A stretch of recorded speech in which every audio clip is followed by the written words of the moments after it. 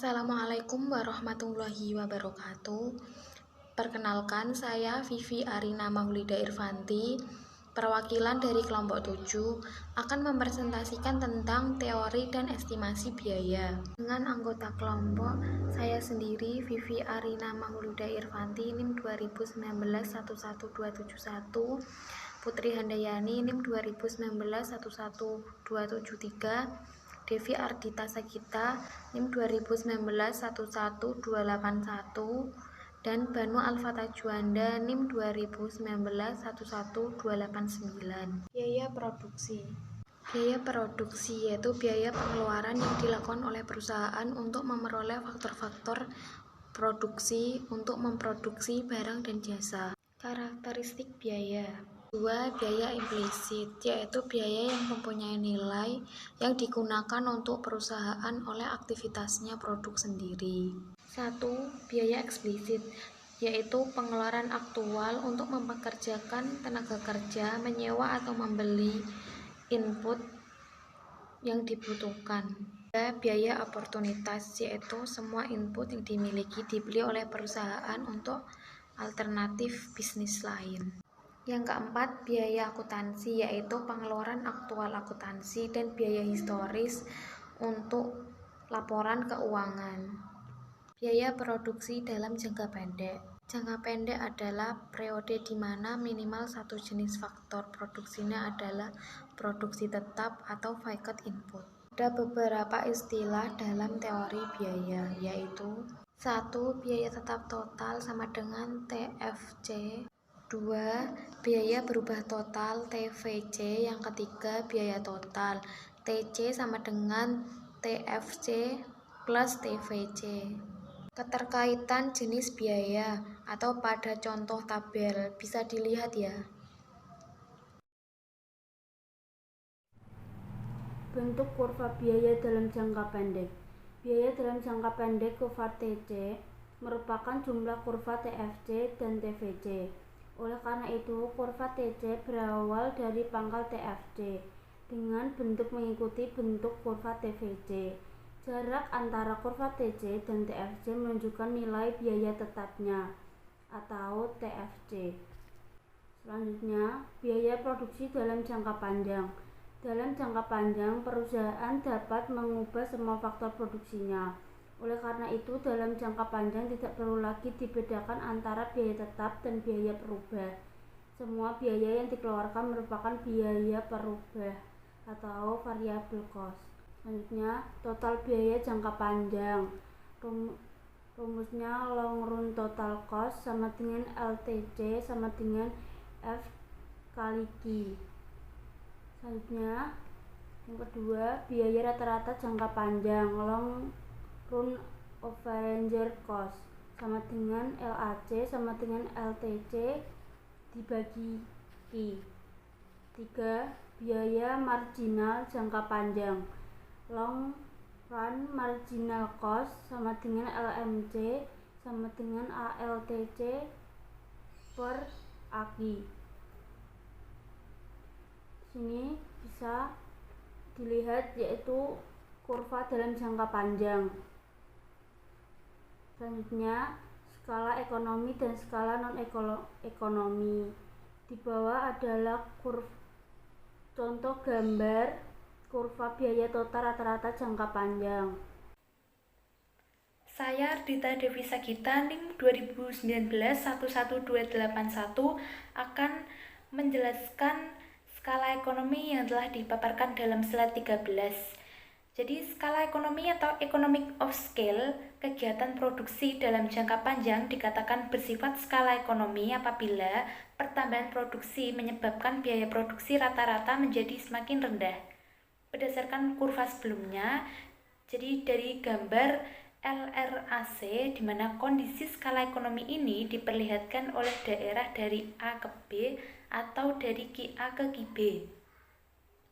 Adapun faktor-faktor yang dapat menimbulkan skala ekonomi diantaranya adalah A. Spesialisasi faktor-faktor produksi, B. Pengurangan harga faktor produksi unpas, C. Pengurangan harga faktor produksi memungkinkan memproduksi produk sampingan, Yang D, mendorong perkembangan usaha lain.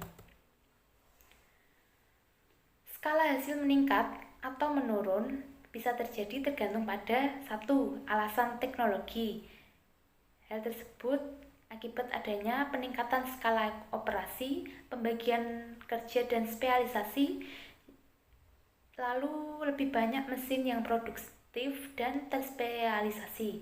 Alasan yang kedua yaitu alasan keuangan, jadi besar kecilnya jumlah pembelian, lalu penerimaan pinjaman dan bunga yang lebih besar bila perusahaan besar.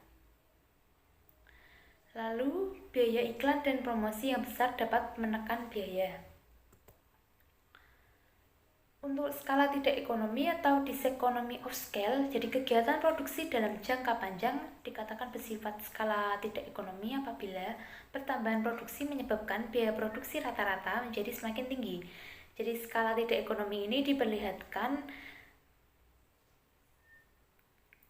oleh dari B ke C atau dari B ke C.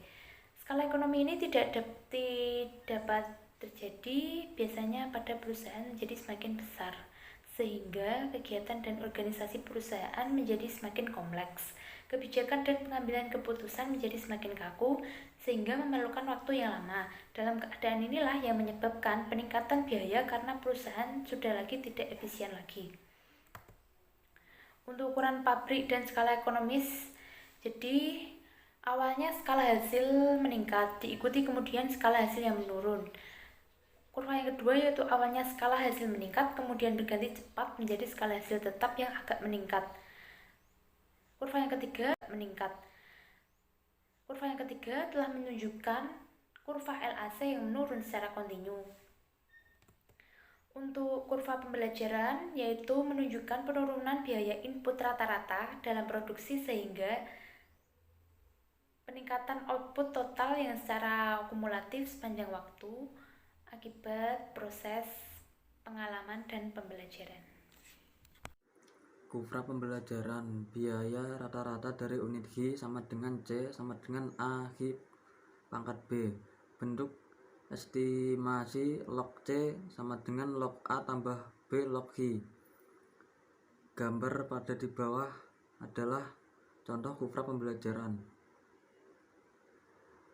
Meminimum biaya secara internasional. Perdagangan internasional dalam input. 2. Skala ekonomis internasional baru. 3. Imigrasi tenaga kerja terdidik dan brain drain. Analisis biaya volume laba dan tausa operasi. Analisis biaya untuk menentukan volume penjualan bagi perusahaan mencapai titik impas. Tausa operasi yaitu rasio biaya tetap total dengan biaya variabel total perusahaan. Estimasi empiris fungsi biaya.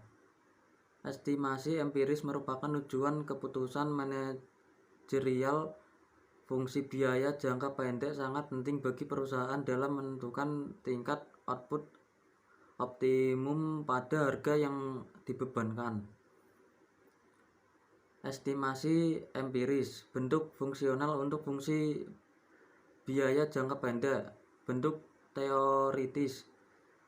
TVC sama dengan A H tambah B H pangkat 2 tambah C H pangkat 3.